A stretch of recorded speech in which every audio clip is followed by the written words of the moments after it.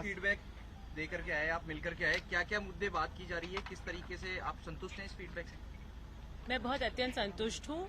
चुनावी वर्ष है, 6 महीने बाद हम राजस्थान के चुनाव के अंदर जाने वाले हैं और कांग्रेस के प्रदेश अध्यक्ष गोविंद डोटासरा जी, कांग्रेस के प्रभारी राजस्थान के सुजिंदर रंधावा जी, मुख्यमंत्री जी, तीनों से मिलकर बड़ी गहनता से बात हुई है।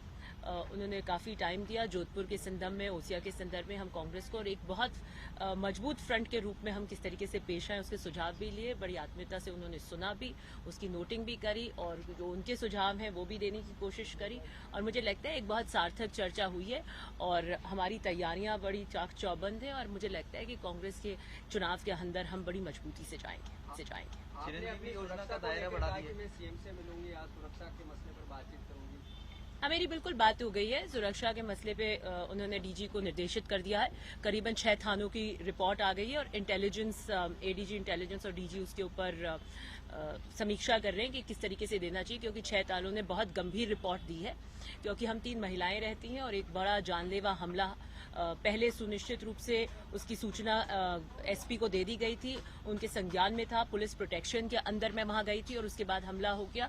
तो निश्चित रूप से एक जब धमकी भी दे देते हैं तो अभी हमारी सरकार बड़ी इस सुरक्षा के मायने में बड़ी मुस्तैद रहती है और मुहैया कराती है। तो मेरे पे तो एक महिला हो के हमला हो गया पुलिस सुरक्षा के अंदर, इसलिए उसके प्रति वो बहुत ही गंभीर है। कितने लोगों की गिरफ्तारी हुई है उस मामले में? अगर पूर्व सांसद ने आपको सीधे धमकी दी, वीडियो भी है उसका? नहीं, अभी एक भी गिरफ्तारी उस मामले के अंदर नहीं हुई है और ये बात मैंने मुख्यमंत्री जी को कह दी। और क्योंकि सुओ मोटो कॉग्निजेंस इस केस के अंदर पुलिस ने खुद ले ली। मैं पुलिस सुरक्षा के घेरे में जा रही थी। मैंने अब एसपी से ये कहा था कि आज मेरी जान को खतरा है, कल मुझे धमकी दी है, 1 वोट का फर्क है और इस तरीके का प्रकरण होगा, मेरे को पुलिस सुरक्षा घर से दी जाए और सुरक्षा के अंदर सेफ विड्रॉल कराने की जिम्मेदारी है पुलिस की। और उसके कारण हम पुलिस प्रोटेक्शन के अंदर बाकायदा आगे पीछे पुलिस कवर के अंदर गए थे। अटैक हो गया, स्थिति बहुत ही ज्यादा नाजुक हो गई, लाठीचार्ज भी किया गया और उस परिस्थिति के अंदर मौजूद अधिकारियों ने मुझे कहा कि हमें आपको वापस बैक करके निकालना पड़ेगा। तब घड़ी में 15 मिनट बचे थे तो मैंने कहा नहीं, मेरी प्रायोरिटी है कि पहले विड्रॉल कराएं, जिसके लिए अधिकारियों ने स्पष्ट मना कर दिया कि situation is out of control और विड्रॉल से ज्यादा जान की कीमत है, हमें आपको सेफ निकालना हमारी प्रायोरिटी है, इसलिए हम पहले आपको यहां से निकालेंगे, हम विड्रॉल नहीं करा पाएंगे। तो उसको देखते हुए निश्चित रूप से मैं पुलिस को तो बहुत धन्यवाद देना चाहती हूँ। आज उनके पुलिस दिवस के 2 दिन कार्यक्रम भी चल रहे हैं, तो मैं ये जरूर मानती हूँ कि पुलिस की जो क्विक एक्शन जिसे कहते हैं वो उन्होंने लिया।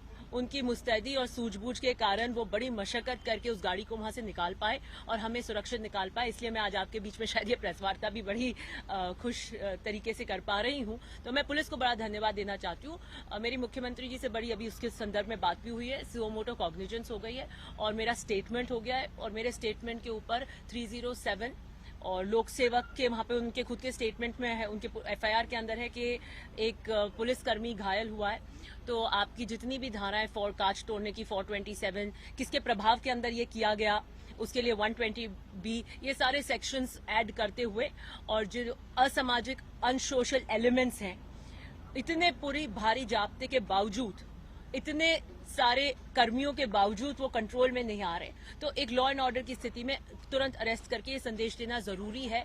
और मुझे लगता है जो सबसे दुखद बात है, राजनीति का ये सबसे बदसूरत चेहरा मुझे लगता है शर्मसार करता हुआ कि आपके राजनीतिक मतभेद हो सकते हैं, लेकिन मैं ये मानती हूं कि हम मारवाड़ में, राजस्थान में ये कल्चर है कि दुश्मन की बेटी को भी हम हमारे घर पे लाते हैं, उसका साथ स्वागत करते हैं, शॉल उड़ाते हैं। तो एक महिला तो मैं थी ही, और भोपालगढ़ की वो धरती जहां से करीबन 9 बार चुनाव जीतकर विधानसभा की सीढ़ियां चढ़ी, उसी भोपालगढ़ उस कर्म भूमि पे थी और अपने ही घर की बेटी को इस तरीके से घेर कर आप क्या संदेश राजनीति में देना चाहते हैं? तो मुझे लगता है एक दुखद है। कम से कम महिलाओं को आप क्या कर रहे हैं, किस तरीके से प्रताड़ित कर रहे हैं, लेकिन सब जनता का साथ है और आपको पता है डरती तो मैं हूं नहीं।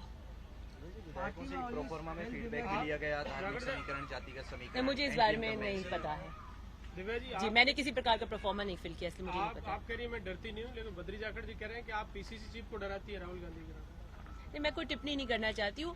मैं उस पर्टिकुलर सिचुएशन में ऐसा है कि मुस्तैदी से खड़ी रही। मैं जब बीच में लट-वट चल रहे थे, मैं फ्रंट सीट पे बैठी थी और मैं बीच लाठीचार्ज में उतर कर आई और मैं पीछे की सीट पे बैठी क्योंकि कैंडिडेट पीछे की सीट पे थे और मुझे ये अंदेशा हो गया था कि वो उधर का कांच फोड़ देंगे और क्योंकि वो उस अटैक कर रहे थे, इंटिमिडेट करना चाहते थे कि एक तो हम एमएलए को डरा लें ताकि पूरे के पूरे वोटर्स में ये संदेश चला जाए कि देखिए एमएलए को भी हम इतना टॉर्चर कर सकते हैं। तो एक नॉर्मल व्यक्ति जो वोट देने आ रहा है उसके माइंडसेट के ऊपर असर पड़ता है। दूसरा, उस कैंडिडेट को ले जाना चाहते थे तो मैं पीछे की सीट पे आई, लेकिन उस इंसिडेंट के बाद मैं जरूर अपने आप को भयभीत और आतंकित समझ मानती हूँ क्योंकि अब अगर मैं 3 दिन से टूर कर रही हूँ तो मैं अपने साथ कार्यकर्ताओं की 8-10 गाड़ी साथ में रखती हूँ। जिला प्रमुख चुनाव का भी असर था क्या इस वाली घटना पर, जो जिला प्रमुख चुनाव में हुआ जो घटना थी? मैं किसी और के मानचित्र पे क्या था वो तो नहीं कह सकती हूँ, बट मुझे लगता है एक महिला से चुनौती और कांच में साफ साफ दिखती हार की बौखलाहट जरूर थी।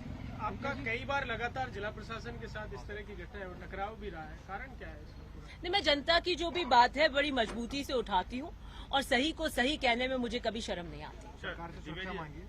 हाँ, बिल्कुल मांगी है, रिटर्न में मांगी और इसीलिए 6 थानों की रिपोर्ट आ चुकी है। बड़ी गंभीर रिपोर्ट आई है। जहां मैं निवास करती हूँ वो थाना जोधपुर में लगता है और बाकी ग्रामीण के जितने भी थाने मेरी कॉन्स्टिट्यूंसी के अलावा भी जहां थाने, क्योंकि मेरा गांव है कोऑपरेटिव जो है फलौदी, अब नया जिला है, वहां से मैं खुद जीत कर आई हूँ, भोपालगढ़, ऐसे मेरा पूरा दौरा ग्रामीण क्षेत्र में रहता है और बड़ी देर रात तक रहता है क्योंकि जिस दिन मैं जीत के आई उस दिन तो स्वागत सत्कार होकर मैं रात को 2 बजे आई। सिंगल रोड पे अकेले चलना पड़ता है, इसलिए करीबन 6 थानों की रिपोर्ट और बहुत एक्सट्रीम एडवर्स रिपोर्ट आई है, इसलिए इंटेलिजेंस उसको बहुत गहनता से देख के देगी। एक गनमैन में से थोड़ी होगा। आपने जब 5 थाने, एडिशनल एसपी, 4 एसएचओ, डिप्टी आपके लग रहे हैं और पूरी फोर्स आप कंट्रोल नहीं कर पाए, इसलिए मुझे लगता है वो बड़ी बारीकी से इंटेलिजेंस और पुलिस इसको देख रही है। मैम, ओसिया को लेकर आपने विधानसभा में मामला उठाया था, उस तरह की कोई बातचीत हुई आपके क्षेत्र की सुविधाओं को लेकर, सड़कों को लेकर आपने विधानसभा में मामला उठाया था? वो मामला तो ऑलरेडी मुख्यमंत्री जी के और सबके संज्ञान में आ गया, तो मुझे नहीं लग रहा उस संदर्भ में कोई बात करने की आवश्यकता थी। उसके अलावा कोई अगर दिक्कतें उन्होंने पूछा तो मुझे उसके अलावा अभी तक तो कोई दिक्कत आई नहीं है।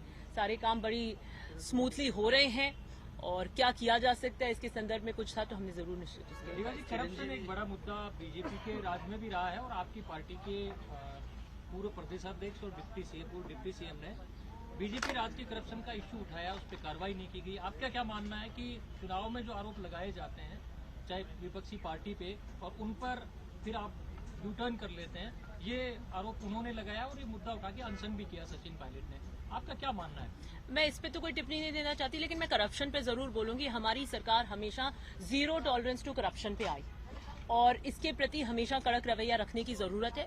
और कहीं पे भी चाहे एडमिनिस्ट्रेशन की बात आती हो, चाहे आपकी योजनाओं के माध्यम से पोलम पोल होती हो, जैसे मैं एक धरने पे बैठी थी चिरंजीवी में हुई, वो भी एक प्रकार का करप्शन ही था जो निजी अस्पताल चिरंजीवी में होते हुए नहीं दे रहे थे। तो जहां तक करप्शन की बात आई है, हम पुरजोर तरीके से उसकी आवाज उठाते और सरकार भी जब आई है और हमेशा 0 टॉलरेंस की नीति पे आई है और उस पर जो भी कड़क कानून बनाए भी हैं और उस पर मेरे को लगता है हमेशा निरंतर कार्रवाई भी करती है। संज्ञान में आने के ऊपर उसके ऊपर मुख्यमंत्री जी ने एक्शन भी लिया।